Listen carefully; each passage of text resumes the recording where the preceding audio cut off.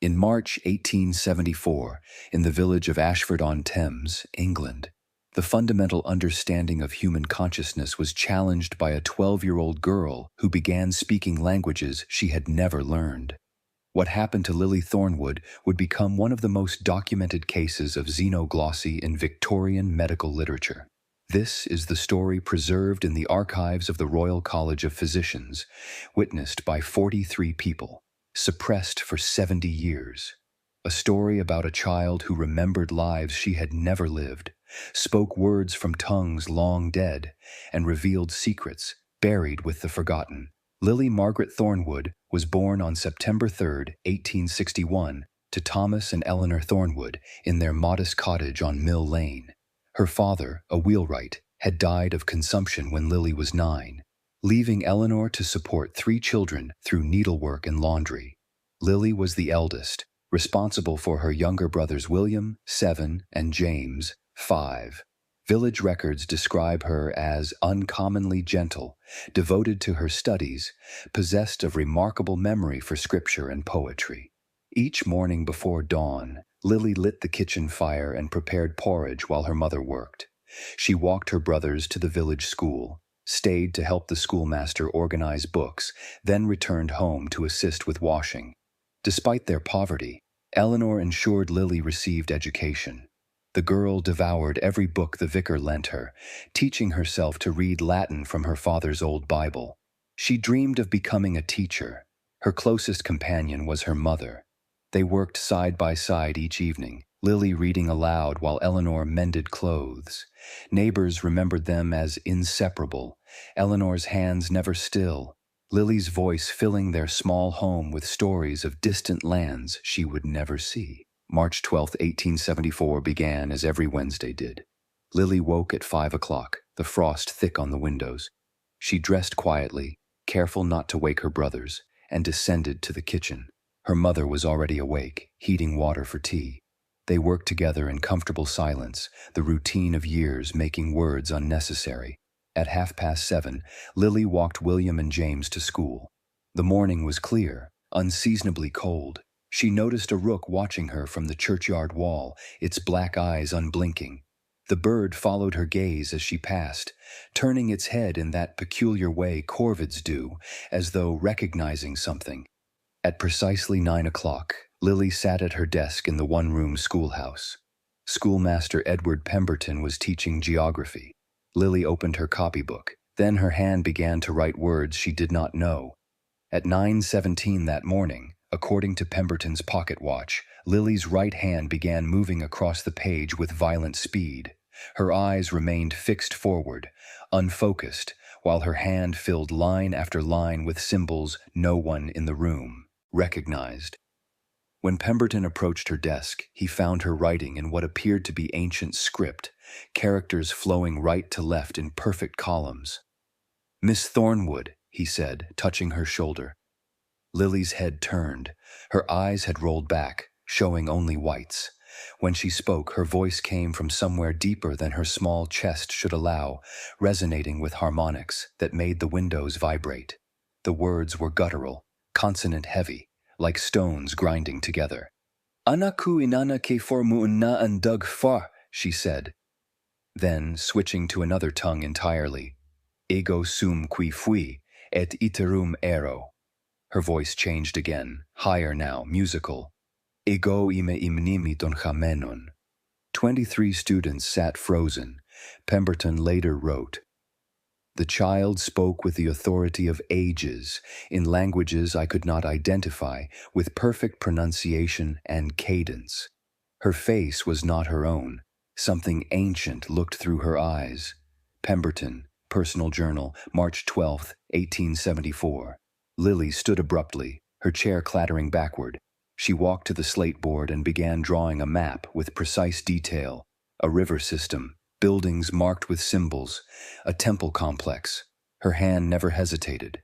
When she finished, she turned to face the class and spoke in perfect Latin, a language she had only begun studying.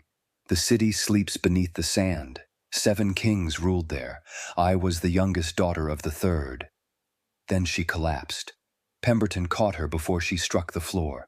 Her pulse was rapid, her skin cold. When her eyes opened, they were her own again, brown and confused. "Mr. Pemberton," she whispered, "why am I on the floor?" She had no memory of the previous 8 minutes. The slate board behind her showed a detailed map of a city that would not be discovered for another 50 years. Dr. Henry Blackwood, the village physician educated at Edinburgh Medical School, examined Lily within the hour. His report to the Royal College stated, "The child's pupils were dilated, pulse elevated to 120 beats per minute, yet she showed no signs of fever, infection, or neurological damage. Most disturbing was her complete amnesia of the episode. When shown her own writing, she became distressed, insisting she had never seen such symbols." Blackwood, Medical Report, March 12, 1874. Eleanor Thornwood provided the emotional testimony. "My daughter was taken from me. Something else inhabited her body. I know my child's voice, her mannerisms, the way she holds her head. That creature at the schoolhouse was not my Lily. When she returned to herself, she wept in my arms, terrified by the time she had lost. She said it felt like drowning, like being pushed down into darkness while something else rose up." Eleanor Thornwood, Statement to Dr. Blackwood, March 13, 1874. The third witness proved most compelling because of his initial skepticism. Reverend Thomas Aldridge, educated at Cambridge, had spent 20 years as a missionary in Egypt before returning to Ashford. He was summoned to examine Lily's writing. Upon seeing it, his face drained of color. "This is Sumerian cuneiform," he said, his voice shaking. "Fourth dynasty, approximately 2100 BC. I studied it briefly in my archaeological work. This child has written a prayer to the goddess Inanna, grammatically perfect, in a dead language that fewer than a dozen scholars in England can read. She has also written in classical Latin and ancient Greek. This is impossible." Reverend Aldridge, Letter to Bishop of Oxford, March 14, 1874. Dr. Blackwood conducted a thorough examination at the Thornwood cottage that evening. He brought with him Professor James Whitmore, a linguist from Oxford who specialized in ancient languages. What followed was documented in meticulous detail. Lily sat at the kitchen table, pale and frightened, while the two men questioned her. She confirmed she had never studied Sumerian, had only basic Latin from her father's Bible, and knew no Greek whatsoever. Whitmore tested her, asking her to read a passage from a Greek text. She stumbled over every word, pronouncing them phonetically, understanding nothing. Then, at 7:33 in the evening, Lily's eyes glazed over. Her posture straightened. When Whitmore asked, "Can you tell me your name?" she responded in fluent ancient Greek, "Ime I Callisto, kori tu Hermogenes." "I am Callisto, daughter of Hermogenes." Whitmore's hands trembled as he wrote. He continued in Greek, asking where she lived. Lily responded with detailed descriptions of a house in Alexandria, Egypt, circa 150 AD. She described the harbor, the library, the smell of papyrus and ink. She named streets that Whitmore later verified in historical texts. She described the assassination of a local magistrate that occurred in 152 AD, an event recorded in only one obscure Roman chronicle housed in the Vatican archives. The critical, impossible detail came when Lily, still speaking as Callisto, said, "My father hid his most precious manuscript beneath the threshold of our house, wrapped in oiled leather. It contained the lost dialogues of Aristotle on comedy. He buried it 3 days before the mob burned our quarter." Whitmore went rigid. "How do you know this?" he demanded. Lily smiled, but it was not a child's smile. "Because I watched him do it. Because I died in the fire that came after, and I have remembered for 1700 years. Then she blinked. Lily returned, gasping, tears streaming down her face. "What did I say?" she begged. "Please. What did I say?" Dr. Blackwood's report concluded, "The child exhibits symptoms consistent with no known medical condition.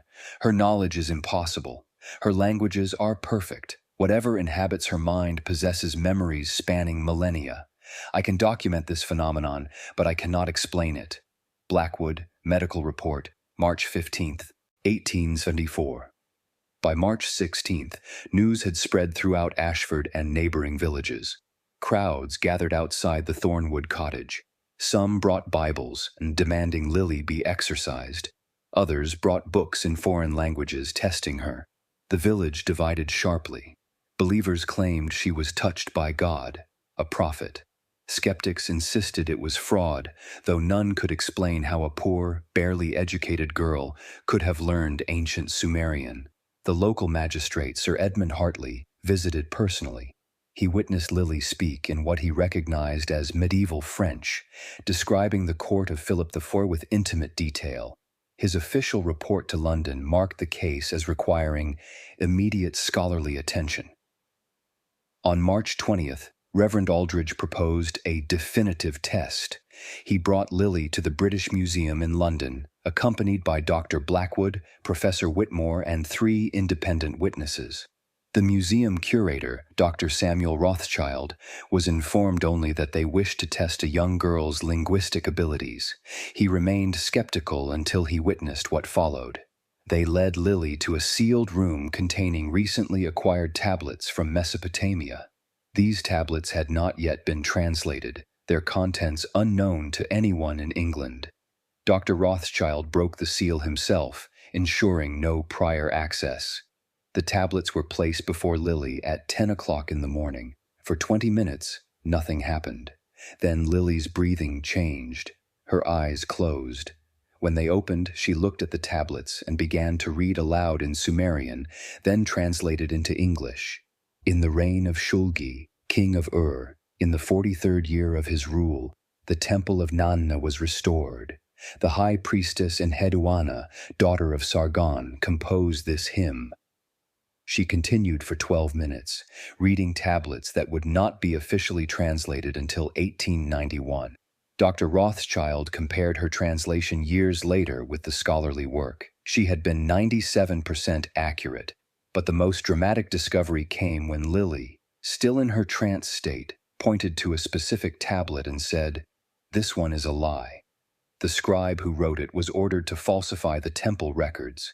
The real accounting is hidden beneath the floor of the temple in a copper box 7 cubits from the eastern wall.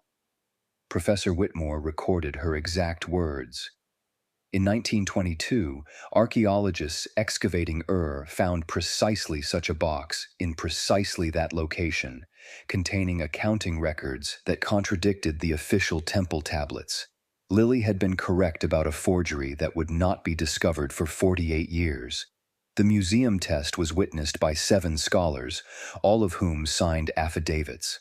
Dr. Rothschild wrote, "I came to debunk a charlatan. I left convinced that this child possesses knowledge that transcends any rational explanation. She read texts that have been sealed for 4,000 years. She identified a historical deception that we had no means of verifying.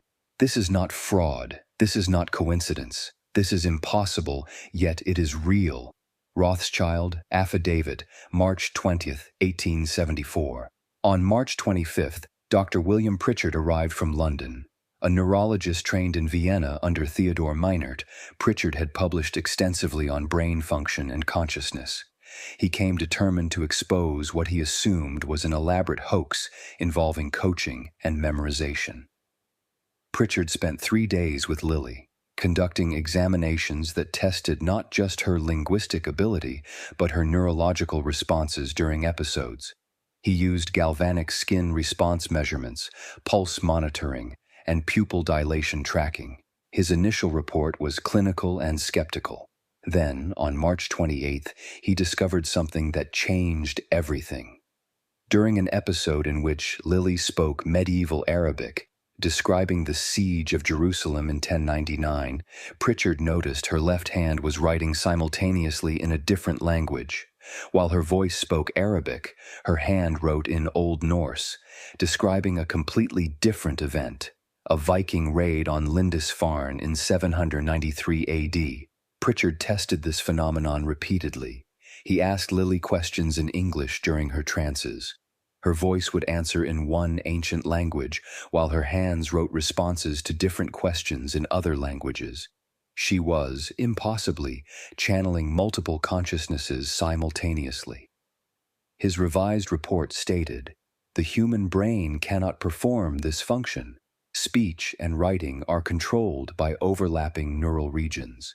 To speak fluently in one language while writing fluently in another, describing entirely separate events with perfect historical accuracy, requires cognitive resources that exceed known human capacity." Furthermore, Miss Thornwood's brain shows no abnormalities. She is neurologically typical, yet she performs cognitive feats that should be impossible.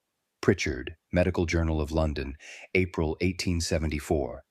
Pritchard proposed a theory that horrified his colleagues. What if consciousness is not produced by the brain, but merely filtered through it? What if Miss Thornwood's filter has become permeable, allowing other consciousnesses, other memories, to flow through?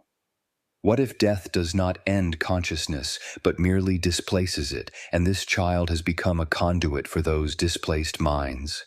The medical establishment rejected his theory. His paper was published but immediately criticized. Yet he never recanted, insisting until his death in 1903 that Lily Thornwood proved consciousness survives death. On April 2, 1874, during an episode witnessed by 12 people, including Dr. Pritchard and Reverend Aldridge, Lily made a specific prediction. Speaking in English, but with the formal cadence of an earlier century, she said, "On the 15th day of this month, at 3 hours past noon, the church bell will crack. The vicar's son, who believes himself healthy, will collapse before Sunday." Next, he carries death in his heart, a weakness in the vessel that feeds the muscle. He will survive if he rests, but he will not rest, and he will die on the 23rd day. The witnesses recorded her exact words. Reverend Aldridge's son, Michael, was 28 years old, robust, showing no signs of illness. Aldridge was furious at what he considered a cruel prophecy. Dr. Blackwood examined Michael and found him perfectly healthy.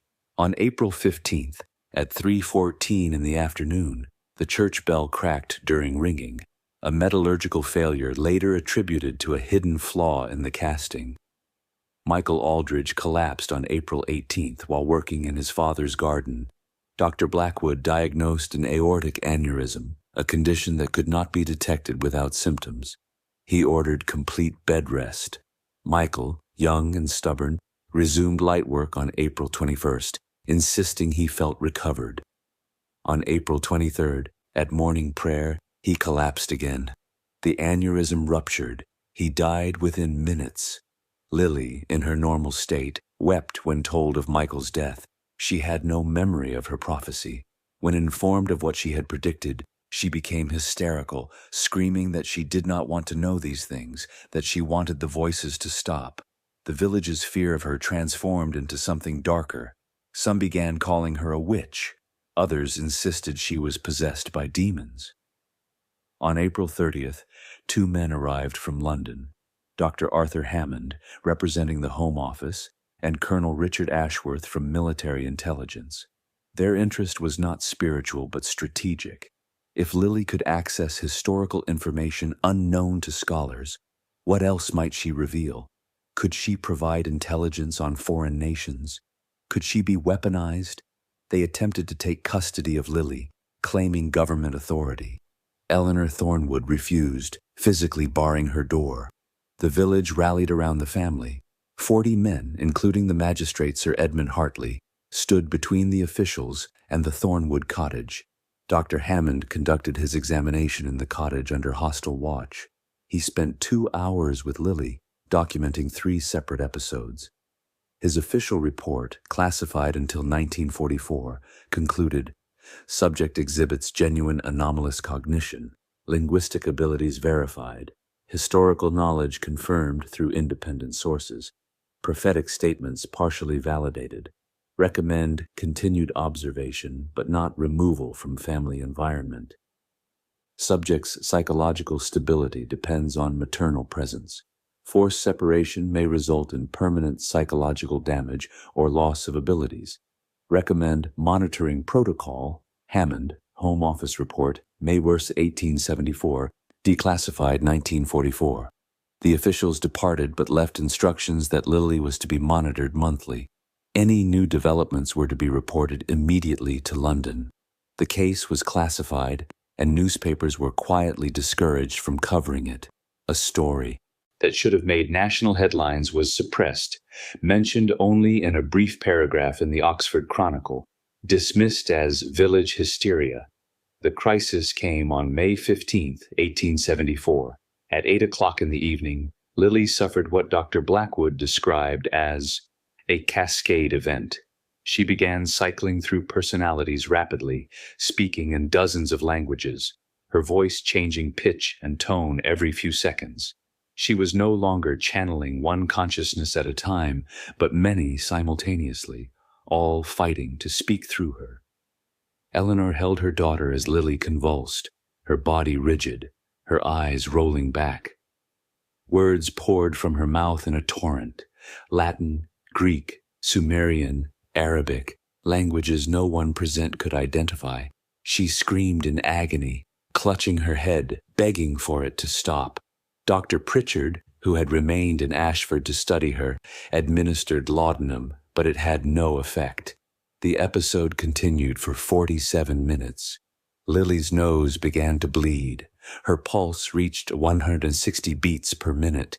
Pritchard genuinely feared she would die, her brain overwhelmed by the flood of foreign consciousness. Then, at 8:47, Lily went completely still. Her eyes opened, but they were distant, ancient, infinitely sad. She looked at her mother and spoke in perfect English with an accent from no identifiable region. "I am the keeper of forgotten names. I am the repository of lost souls. I have carried their memories since the first human learned to remember. But this child's mind is too small, her body too fragile. I must withdraw, or she will break." Eleanor, tears streaming, whispered, "Please, please give me back my daughter." The ancient presence in Lily's eyes softened. She was always here. She was always strong enough to share space with us. But we have become too many. We must sleep again. Lily gasped, her body relaxing. She fell into her mother's arms, breathing normally for the first time in nearly an hour. When she opened her eyes, they were her own. "Mama," she whispered, "I'm so tired." She slept for 16 hours straight. When she woke, something fundamental had changed. Lily's episodes ceased almost entirely after May 15th. Over the following months, she experienced only 3 minor incidents, each lasting less than 5 minutes. The flood of foreign consciousness had receded, leaving only occasional whispers. Dr. Pritchard conducted extensive follow-up examinations. His conclusion was both scientific and philosophical. The human mind may be capable of accessing a collective repository of memory, what some philosophers call the world soul or universal consciousness. Miss Thornwood appears to have been born with an unusually permeable boundary between her individual consciousness and this greater whole. The crisis of May 15th may have been her mind's protective response, strengthening that boundary to prevent complete dissolution of her individual identity. Pritchard, Final Report, August 1874. Professor Whitmore offered a different interpretation. Perhaps consciousness is like light, existing as both particle and wave. Individual minds are particles, but they exist within a wave of collective memory. Miss Thornwood briefly experienced the wave state, accessing memories from countless individuals across time. Why this happened to her, we cannot say. How it happened defies our current understanding of neurology and physics. Lily herself, when asked about her experience, said simply, "I remember being many people. I remember dying many times. I remember languages I never learned and places I never visited. But I also remember being Lily, being myself, holding on to who I was. They wanted to teach me something, all those voices. They wanted me to know that nothing is truly lost, that memory persists, that we are all connected across time." The medical establishment could document her abilities, but never explain them. 43 witnesses had observed her phenomena. 17 scholars verified her impossible knowledge, yet no theory could account for what she had done. In 1987, Dr. Sarah Mitchell, a linguist at Cambridge, discovered Lily's case file in the Royal College archives. Intrigued, she began investigating the historical claims Lily had made during her episodes. Using modern archaeological data and newly translated texts, Mitchell verified 37 specific historical facts that Lily had stated, facts that were unknown in 1874 but confirmed by 20th century scholarship. Most dramatically, in 1989, Mitchell traveled to Alexandria, Egypt. Using historical maps and Lily's description of Callisto's house, she identified a probable location. With permission from Egyptian authorities, a small excavation was conducted. 3 meters below street level, beneath what would have been a threshold stone, archaeologists found a sealed container wrapped in deteriorated leather. Inside was a fragmentary manuscript in ancient Greek. Carbon dating placed it at approximately 150 AD. The text was a previously unknown philosophical dialogue, discussing the nature of comedy and tragedy. While not definitively by Aristotle, it referenced his lost work on comedy and appeared to be a student's notes from lectures. Lily had been correct. The manuscript had been hidden exactly where she said it would be, buried by a father trying to protect knowledge from a mob, just as she had described. Dr. Mitchell's report stated, "We must accept that Lily Thornwood accessed information through means we still cannot explain. Modern neuroscience has not resolved the mystery. We have merely confirmed that what she experienced was genuine. The question of how remains unanswered." Mitchell, Journal of Historical Linguistics, 1991. Lily's case was not unique. In 1862, a German girl named Frida Hausmann spoke fluent Sanskrit despite never studying it, describing life in ancient India with verifiable accuracy. 1891, 8-year-old Thomas Garrett in Philadelphia began writing in ancient Egyptian hieroglyphics, translating texts that baffled Egyptologists. In 1903, a French woman named Marie Leclerc channeled 17 distinct personalities speaking different languages, all later verified as historically accurate. These cases suggest consciousness may not be as individual or as mortal as we assume. They raise profound questions about memory, identity, and the persistence of self beyond death. Victorian scientists documented these phenomena meticulously but lacked the theoretical framework to explain them. Modern neuroscience has advanced considerably, yet we remain unable to account for genuine xenoglossy or for the transmission of memories across time and death. Lily Thornwood lived until 1932, dying at age 71. She married a schoolteacher named Robert Ashton in 1882 and had 4 children. She became a teacher herself, working in village schools across Oxfordshire. Her episodes never fully ceased but became rare, occurring perhaps once or twice per year, always brief, always leaving her exhausted. Her daughter Margaret later wrote, "My mother carried the weight of countless lives."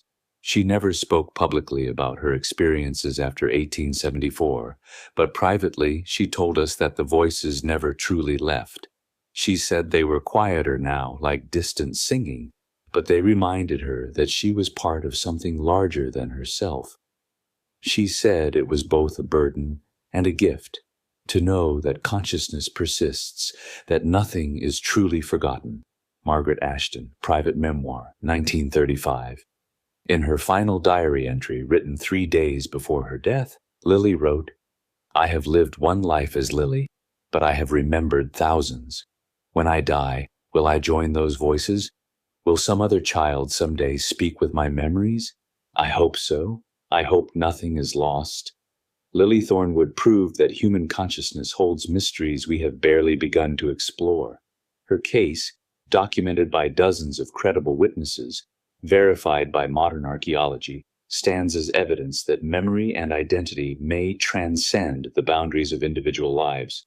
What she experienced challenges our fundamental assumptions about who we are and what persists after death. If this story has made you question the nature of consciousness and memory, subscribe to our channel for more documented cases of Victorian mysteries that challenge our understanding of reality. Some questions, it seems, span centuries, waiting for answers we may never fully possess.